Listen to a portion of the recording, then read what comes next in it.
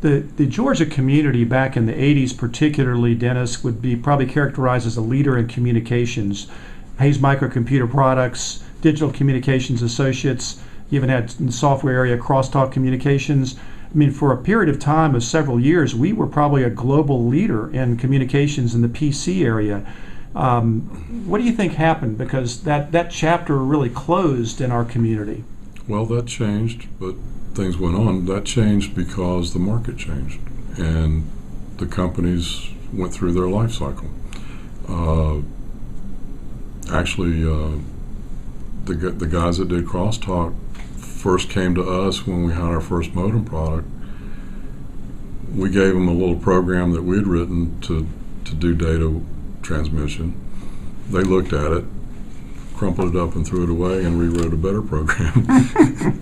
But, we always had a symbiotic relationship. I think they eventually got sold to a bigger software company, if I recall. It was sold to DCA, yes. And then DCA got sold to Attachmate. To someone, yeah. Mm-hmm. And so it's part of the consolidation that goes on. During those days, Hayes bought a number of our competitors. We acquired Practical Peripherals, we acquired Cardinal, and we created several sub-brands under the Hayes banner. We also developed some very interesting relationships. One was with a software company in France called BVRP that was famous worldwide for their fax software. So when modems began to include fax functionality, we went to BVRP, we transferred our data communications capability into their product, combined it with their world-recognized fax functionality, ran it through our test capability to make sure it worked the way it was really supposed to, and actually enhanced and improved that product that they offered. And because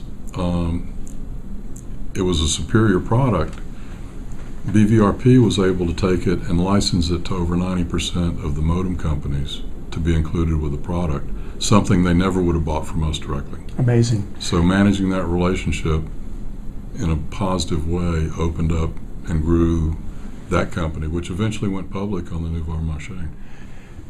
Dennis, one of the questions that oftentimes is asked of folks that have had the experience that you have is it easier to start a company now than it was back in the 70s and 80s?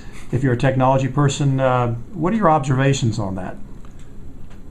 I don't see it as any more difficult or any less difficult. I see it as just a different situation. You're going to have, obviously the products that would have been successful then are not the products that will be successful now. The market then is different than the market now. But the development of the strategies and understanding how to match the technology with the market needs and how to build the channels to get the volume for the market or for the products. Those principles are basically the same, but there is no dial-up modem market anymore, so nobody's going to start a new dial-up modem company. And whatever modem space there is filled by big companies who don't really care about the market. They just care about running their factory and pumping them out so that the cable companies can deliver. So it's a totally different situation now, but that doesn't mean you can't start a company now. You just have to find a niche that's likely to grow over time so it can get some mass before other people discover it. One of the things I see as a problem right now is a lot of people are discovering something at the same time, or within a few months of each other, and starting the same kind of companies in multiple places.